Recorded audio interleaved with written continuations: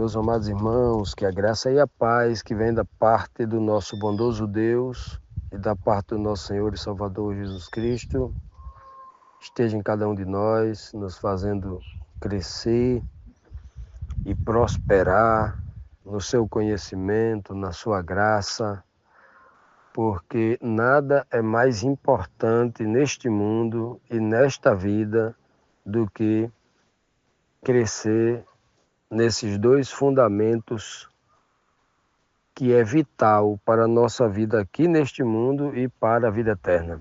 Amados, vamos dar início ao estudo, o nosso estudo semanal, o estudo estudo bíblico diário. Essa semana nós vamos iniciar o terceiro estudo do livro de Romanos. O título da lição desta semana é Hipocrisia dos Religiosos, né?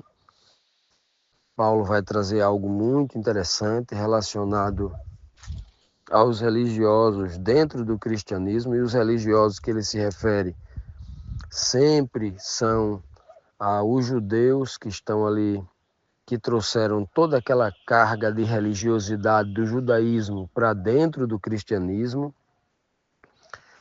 um legalismo que muitas vezes ignorava a fé, ignorava a graça de Deus, sempre priorizando a ideia da carne, da hereditariedade, por ser judeu, por ter o sangue de Abraão correndo em suas veias, né?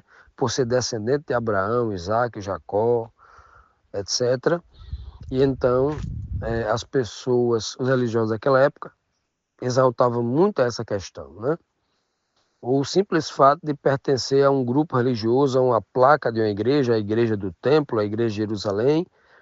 Então o povo havia exaltado isso de uma forma que a fé e a justiça de Deus estava sendo colocado em xeque. E Paulo vai trazer isso de uma forma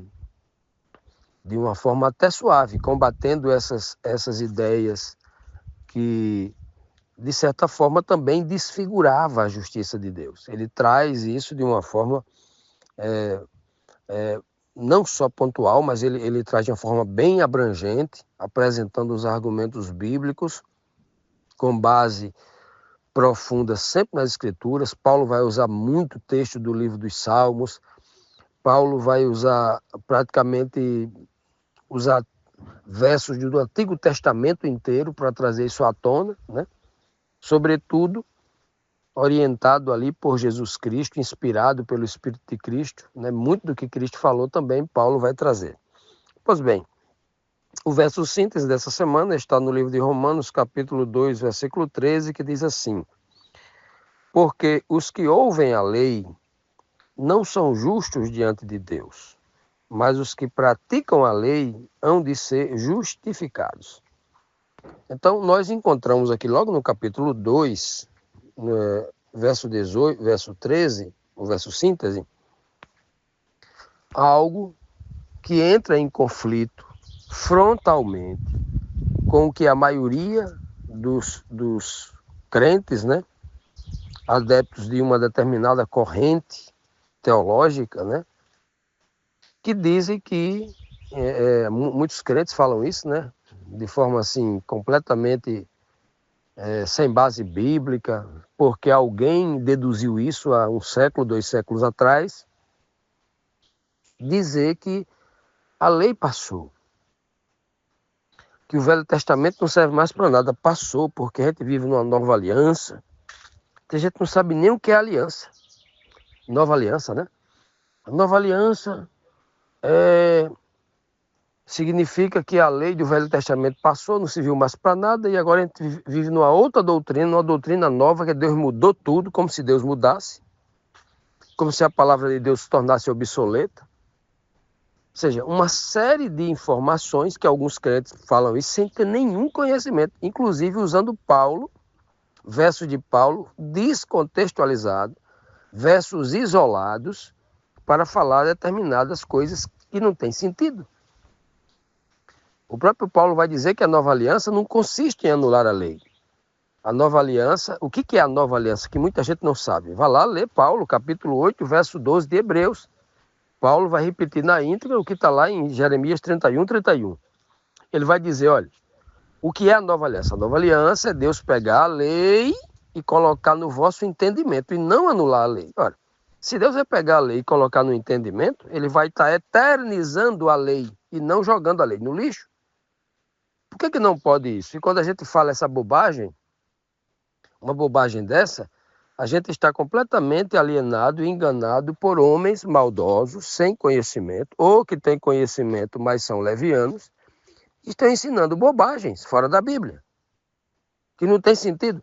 Quando eu digo que a palavra de Deus, que Deus diz que é eterna, que não passa, o próprio Deus disse, está lá em Isaías 40, verso 8, seca-se a erva, murcha-se a flor, mas a palavra do Senhor permanece eternamente. Está lá. O que diz mais sobre Deus? Né? Não, mas Deus criou uma lei no Velho Testamento, no Novo Testamento, ele mudou, criou uma nova lei. Deus não traz nada de novo. Não há nada de novo debaixo do céu, ele mesmo monta essa estrutura. Eclesiastes 1:9, Eclesiastes 3:15. Deus não muda, a palavra dele é eterna. O que está escrito lá em Malaquias 3:6? Porque eu, o Senhor, não mudo, por isso vós, filhos de Jacó, não sois consumidos.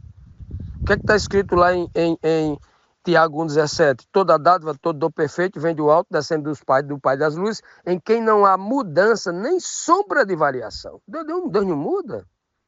Então tem algo de errado com esses teólogos aí, que não conhecem as escrituras sagradas e ficam inventando factoides para criar uma religião popular de facilidades para poder explorar as pessoas. Eu não encontro outra explicação a não ser essa, que é o que a gente está vendo aí, é testemunha com os nossos próprios olhos. Então, quando Paulo diz aqui, olha, aqueles religiosos que só escutam a lei, o mandamento está lá, honra pai e mãe, né? Mas só escuta, é crente na igreja, louva, chora, grita, mas na prática o pai e a mãe ele não está honrando, está dando mau testemunho, está trazendo tristeza ao pai e à mãe, porque não é uma pessoa digna, só traz problema, preocupação, né? Então, olha só, esse aí é só um ouvinte, porque ele já ouviu 500 vezes, né, na igreja que deve honrar pai e mãe, mas ele não está honrando. Então esse homem nunca será justificado. Mas peraí, Paulo não disse que o homem é justificado somente pela fé sem as obras da lei? Então por que Paulo está dizendo aqui, ó? Olha só, mas os que praticam a lei hão de ser justificados. Ué, Paulo está ficando maluco? Por que Paulo está dizendo isso? Quando Paulo está dizendo que o homem é justificado pela fé sem as obras da lei, Paulo está falando num contexto específico, né, especificamente, diante dos judeus que estavam dizendo que eles se tornaram justos só porque escutavam a lei de Moisés, mas nem praticantes eram. Né? Ele usava esse termo, lei de Moisés, que Moisés nunca teve lei, coitado. Moisés não tinha condição de construir um estatuto para cuidar de um curral de ovelhas. Imagine criar um estatuto, leis para guiar os seres humanos. O Senhor é quem dá tudo a Moisés. Moisés não faz nada. Moisés só é um transcritor, é um digitador, é um escritor daquilo que Deus diz para ele, né? Coloca em sua mente, ele inspira a fazer isso. Então, amados, Paulo é categórico em afirmar que os que praticam a lei hão de ser justificados. Paulo está dizendo aqui que a justificação é pela lei, também não está dizendo isso. Também, só um legalista vai dizer isso, porque Paulo não está dizendo isso. Quando Paulo está dizendo os que praticam a lei hão de ser justificados, porque Paulo vai criar uma sequência lógica que ele vai explicar aqui no capítulo 3, versículo 31 de Romanos, dizendo assim, ó, anulamos a lei por causa da fé? É uma pergunta que ele faz. Aí ele responde com duas negativas. Ele diz assim, anulamos, pois, a lei por causa da fé. A fé é inimiga da lei, ela anula a lei. Aí ele vai dar dois não, ele faz não, de maneira nenhuma, logo dois não ele dá. antes estabelecemos a lei. Por que é que Paulo diz que primeiro vem a lei? Porque sem a lei, as escrituras sagradas, você não tem fé. Primeira coisa que vem na vida do homem é o conhecimento da palavra, que muitos dizem que passou. Olha só, Paulo está dizendo assim, ó, antes tem que vir a lei. Por que ele vai dizer que primeiro tem que vir a lei? Olha que coisa linda, a escritura sagrada. Por que tem que vir primeiro a lei? Porque ele vai dizer lá no livro, numa outra carta, ele vai dizer assim, ó, porque a lei me serviu de aio, mestre, guia, orientador, para me levar até Cristo, aquele que vai me ensinar a fé, o meu exemplo de fé. A fé de Cristo, diz o Apocalipse, que a fé dos santos dos últimos tempos é a fé de Cristo. Aqueles que têm a fé de Jesus, diz Apocalipse 14, 12, Apocalipse 12, 17. Veja que coisa linda. Então, quando Paulo diz aqui que os que hão de ser justificados, eles observam a lei, não é contra a lei, não fica dizendo que a lei passou, feito um maluco, né? Não diz isso. Paulo diz que a primeira coisa que vem na vida da pessoa é o conhecimento da lei. Não só o conhecimento, mas a prática da lei, porque a prática da lei vai levar o homem à fé, vai levar o homem a conhecer Jesus Cristo de forma profunda. E Cristo leva o homem a conhecer Deus de uma forma mais profunda ainda, conforme o próprio Paulo vai dizer, né, como a gente viu semana passada, o conhecimento de Deus, que é o que Paulo sempre vai estimular, que é o que Cristo sempre estimulou. Olha que maravilha. Aqui é colocar os pontos nos is, sem estar olhando versos isolados, como muita gente faz. Continuando, amados, vamos aqui para a primeira pergunta da lição desta semana, que a primeira pergunta diz assim: quando será revelado quem são os verdadeiros guardadores da lei? Ainda aqui no capítulo 2, né, de Romanos, versículo 16, diz assim: isso acontecerá no dia em que Deus julgar os segredos dos homens mediante Jesus Cristo, conforme o que declara o meu evangelho. Conforme declara o meu evangelho. Veja que a linguagem de Paulo, primeiro vamos destacar esse detalhe que ele fala aqui, o meu evangelho. O evangelho de Paulo, as boas novas que Paulo estava trazendo, era contra as boas novas do Antigo Testamento? Não. O próprio Paulo vai declarar lá no capítulo 22 de Atos, está escrito lá, que ele, desde sempre, desde que se converteu ao cristianismo, desde que ele se converteu a Cristo, não ao cristianismo, né? Desde que ele se converteu, deixou de ser um judeu legalista, ele vai dizer claramente que seguia pregando somente a lei de Moisés e os profetas, nada mais além disso. É o testemunho dele, né? E diz mais, ó, este caminho que vocês estão chamando de sede, o caminho dos cristãos, né? Eu sigo, né? Acho que 24:14, né? De Atos. Aí ele vai dizer assim, olha, eu sigo anunciando as verdades de Deus, não falando nada mais do que está escrito na lei de Moisés e dos profetas. Então, para aqueles que ficam ensinando bobagem, dizendo que Paulo criou uma nova doutrina, uma doutrina inédita, ora, criar uma doutrina inédita implica na ideia de que Deus mudou, de que Deus não é onisciente, criou uma palavra, que era uma palavra limitada, que era uma palavra, né, que carecia de ajustes. Já imaginou você olhar para um Deus onisciente e dizer uma bobagem dessa? Pois bem, só o que tem é teólogos pregando isso e esquecendo dessa mensagem implícita que eles estão trazendo no bojo, né, das suas pregações, das suas ideias, das suas teorias, né?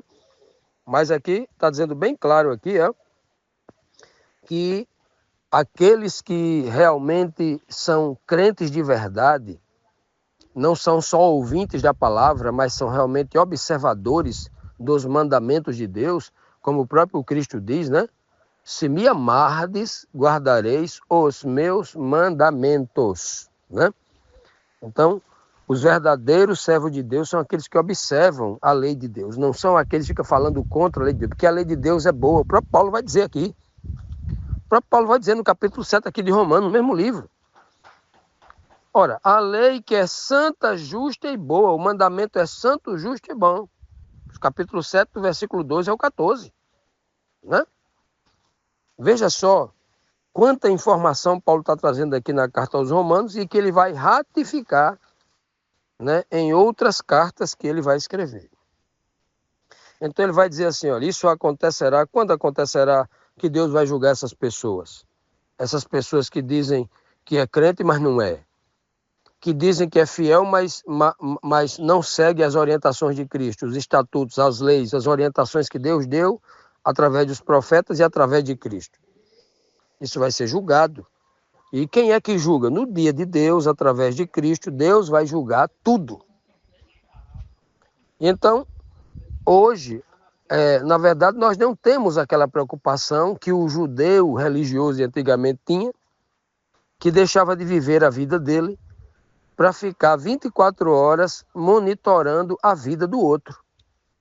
Por exemplo, o judeu, nos dias de Jesus Cristo, no ministério aqui de Cristo aqui na Terra, era o tempo todo investigando. Cristo chegava numa sinagoga, num dia de sábado, por exemplo, que ia ali ler a Torá, e quando ele ia para lá, eles ficavam já esperando se Jesus abria a boca trazendo uma bênção que ia curar aquela pessoa, porque eles buscavam 24 horas uma maneira para matar Jesus Cristo, para prendê-lo, para fazer alguma maldade contra ele. Era uma armadilha atrás da outra. Então já imaginou como que uma pessoa vai para a sinagoga para aprender mais da palavra de Deus? Como é que alguém consegue aprender se o tempo todo ele está vigiando a vida do outro, procurando uma forma de acusá-lo, de fazer algum mal, né? Alguma maldade e tal? A pessoa não relaxa, a pessoa não adora, porque a mente está 24 horas ali esperando ali uma frase fora do contexto para tentar criar um factoide, né? Uma acusação mentirosa, alguma alegação mentirosa para tentar colocar aquela pessoa contra a justiça e a justiça o condenar de alguma forma. Então, essas pessoas não guardavam a verdadeira lei de Deus no coração. A lei de Deus que diz que tem que amar ao próximo como a si mesmo. Então, esses judeus legalistas, que é alvo das críticas de Paulo, porque muita gente havia conhecido a Cristo, as boas novas que os apóstolos traziam, haviam abandonado o judaísmo, estavam entrando no cristianismo, mas traziam esses costumes nefastos da antiga religiosidade para dentro da verdade. E isso a gente se vê muito, né? Muitos cristãos hoje que estão muito presos à religiosidade da sua igreja, que mesmo escutando a verdade bíblica, eles não aceitam, porque a religiosidade no coração deles é muito forte. E uma coisa é verdade, a religiosidade e os costumes que dominam dentro das religiões é algo terrível, parece que encrosta, né, na mente da pessoa, deixando a mente cauterizada e impedida de conhecer a verdade. Ora, uma verdade muito clara é que a maioria dos crentes hoje escutam a verdade bíblica e nem dá ouvido, porque ele não está disposto a abrir, a abandonar os costumes e as tradições que ele aprendeu na igreja dele. Ele não quer perder, né? Mesmo descobrindo que vive uma mentira, que a igreja dele tem doutrinas que são mentira, eles não abandonam, porque estão presos à estrutura, ao cotidiano, né? Ele não quer perder a oportunidade de ser aplaudido quando ele começar a dar os gritos dele lá no púlpito, as danças, os pulinhos, né? Eles não querem perder isso, porque são crentes vazios, que não tem nada de Cristo no seu coração, e aí não querem abandonar isso, né? Porque não são crentes de fato. É contra isso que Paulo está falando aqui também, de pessoas cuja verdade em que acreditam, né? A verdade deles teme a investigação. Nenhuma verdade teme a investigação. A verdade, quanto mais investigada, mais ela se torna luz crescente. A verdade, você pode atacá-la de todas as formas, você não vai ter argumento contra ela. Ela vai sempre prevalecer. Então, esses pseudos crentes por aí, que creem em supostas verdades, que temem a investigação, não é crente de verdade. E tudo isso está no contexto em que Paulo está trazendo aqui para nós, apresentando estas verdades aqui no livro de Romanos.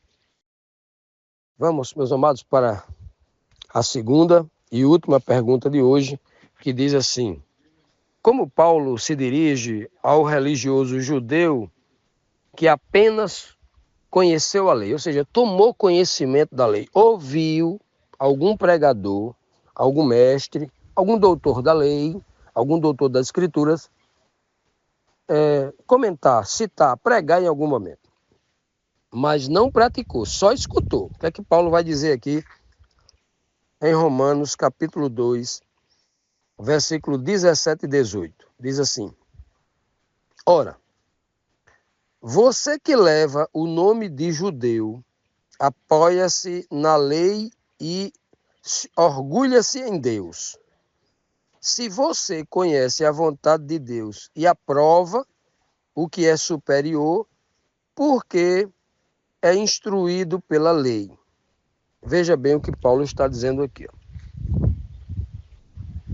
Se ele é tudo isso aqui, olha, se ele leva o nome de judeu, como muita gente leva o nome hoje de religioso ou de crente. Eu sou crente, eu sou protestante, Protestante não tem mais, né? Protestante acabou, agora é um tal de evangélico. O nome dado pelos jesuítas, um exército estratégico de inteligência do século XVIII, 1760 aproximadamente, que a Igreja Católica criou, justamente para tentar trazer o protestante afastado da Igreja Católica para dentro do seio da Igreja Católica. E então, os jesuítas deram o nome desses protestantes, desses desafetos da Igreja Católica, ele começou a chamar de evangélicos. Aí não é que os protestantes, no século passado, começaram a aceitar o que a Igreja Católica impôs para eles chamam-se evangélicos, né? Pois bem, só uma crítica aqui, né? Abrindo aqui um parênteses para essa crítica que muita gente não tem noção do que vive, do que fala, né? Pois bem, então ele está dizendo assim, Paulo está dizendo, ora, você que leva o nome, só leva o nome de judeu, apoia-se na lei, ou seja, apoia-se apenas nas escrituras, apoia-se para tentar justificar seus próprios interesses, não vive a lei, só se apoia nela. E se orgulha-se em Deus, dizer assim, olha, eu sou, tudo da boca para fora, eu sou descendente de Abraão, Isaac e Jacó, eu sirvo o Deus único, né? Eu nem falo o nome de Deus porque é tão sagrado, né? Era assim que eles faziam. Aí ele diz aqui, ó, se você conhece a vontade de Deus e aprova a vontade de Deus, que é superior, porque é instruído pela lei, porque você é instruído pelas escrituras, né? Veja que o texto para aqui. Obviamente o texto vai continuar. E a gente vai continuar, obviamente, na pergunta de amanhã. Então veja que Paulo está dizendo assim, olha, veja que Paulo está escrevendo aqui o que exatamente a gente tem dito aqui na introdução. Paulo tem uma preocupação em escrever para a igreja de Roma, porque tinha gente na igreja de Roma, religioso, vazio, que vivia de retórica, de falar né? De falar da lei, do que estava na Escritura Sagrada, mas não estavam vivendo, estavam querendo trazer toda a tradição do judaísmo, tradições bíblicas que haviam se cumprido. A palavra de Deus não havia passado, mas a palavra de Deus, alguns tipos haviam se cumprido, como por exemplo, as leis cerimoniais todas se cumpriram. A lei que dizia que um cordeiro deveria ser morto todo dia, um de manhã, 9 horas da manhã, e outro por volta das 3 da tarde. Se cumpriu em Cristo. É por isso que João Batista diz, eis o Cordeiro de Deus que tira o pecado do mundo. as festas judaicas, como por exemplo a Páscoa. Cristo era o Cordeiro Pascal, o personagem principal. O verdadeiro Cordeiro havia morto, não tem mais Cordeiro, porque ele ressuscitou o Cordeiro, acabou, não tem mais Cordeiro para matar. Como é que eu vou continuar guardando Páscoa se ela se cumpriu em Cristo? Não é mesmo? É o que está nas Escrituras. Ah, não, mas vou fazer as outras festas. Olha, as outras festas, tudo ocorria ao redor de um templo. Todas as outras festas tinham que ter os determinados sacrifícios no templo. Se não tem templo hoje, como é que eu vou guardar essas festas? Se Cristo morreu, o véu do templo se rasgou do alto a baixo, mostrando que todo aquele sistema sacrificial, todo o sacerdócio levítico foi vencido, está lá em Hebreus capítulo 7, acabou-se. O Senhor mudou o sacerdócio por ser o primeiro sacerdócio, um sacerdócio tipológico que apontava para o antítipo, um sacerdócio perfeito que estava em Cristo, a tribo de Judá. E daí continua. Veja bem, meus amados. Então, toda essa religiosidade dos judeus, toda essa questão que Cristo chamou de vossos costumes e vossas tradições, Paulo vai trazer o mesmo. Vai trazer o mesmo que Cristo falou. Vocês estão invalidando a lei de Deus por causa dos vossos costumes e das vossas tradições, disse Cristo. Paulo está dizendo a mesma coisa com outras palavras. Então, Paulo está montando aqui uma estrutura, aqui nesse verso aqui, versículo 17 e 18, ele está mostrando contra quem ele está falando, qual é a preocupação dele. Paulo não está falando contra a lei de Deus, mas contra judeus legalistas que estavam tentando trazer costumes e tradições da sua lei cultural para dentro do cristianismo. Então, aqueles bobinhos que não aprenderam a ler a Bíblia ainda, que não presta atenção, que está isolando o verso, que não entendeu ainda o contexto, leia com cuidado o livro todo. E perceba que Paulo não está falando contra a lei de Deus, mas contra judeus que estavam interpretando equivocadamente a lei de Deus. A lei que é espiritual, Paulo vai dizer isso várias vezes, eles não queriam. Eles queriam uma lei superficial, que eles queriam transformar em tradição, uma lei da boca para fora, que eles, como disse Cristo, que eles estabeleciam leis que nem com o dedinho eles queriam mover, porque não queriam guardar a lei, eles só queriam falar da lei. Eles queriam impor leis para os outros e eles, líderes religiosos, pastores, não queriam cumprir nada, como é hoje, né? Como é hoje. Só crentes bobos que estão nas igrejas aí gritando pelos pastores, que não conseguem enxergar esse princípio bíblico, que foi o que será, só muda os personagens, mas os cenários são os mesmos, né? Gente aí gritando aí, né? E pastores escravizando membros coitados, quando diz assim, eu sou ungido. Ungido por quem? Por outro pastor que cobrou alguns reais para botar a mão na cabeça dos outros bobos? A unção, ela é espiritual. O Senhor unge no coração do homem. E só o que tem por aí, mais de 90% desses pastores que estão por aí são falsos, não são ungidos por Cristo, né? Entre aspas, foram condecorados, foram chamados por um sistema religioso, não tem inspiração, ficam pregando mentiras, não conhecem o óbvio sentido da mensagem da palavra de Deus, e os membros todos coitados seguindo homens por não conhecer a palavra de Deus. É o nosso objetivo aqui trazer as escrituras como ela é, de fato, não examinando versos isolados, mas trazendo um exame profundo das escrituras e o que realmente ela diz, não o que a tradição dos cristãos, assim como a tradição dos judeus errou, não trazendo uma tradição de cristãos evangélicos, né? Contradizendo as escrituras sagradas porque alguém quer se beneficiar, anulando a palavra de Deus para criar uma religião de facilidades. Ei, venha para a minha igreja, que aqui você está salvo, uma vez salvo, salvo para sempre. Venha para a minha igreja, porque aqui você não precisa guardar lei nenhuma. Venha para cá, porque aqui a minha igreja é fácil. Uma igreja populista de facilidades, que é o que eles querem. Infelizmente, muitos cristãos que não são cristãos de fato, né, são um arremedo de cristãos, buscando essas facilidades e ficam aí apenas falando da boca para fora, gritando, tentando enganar as pessoas nos grupos, porque se dizem o que não são.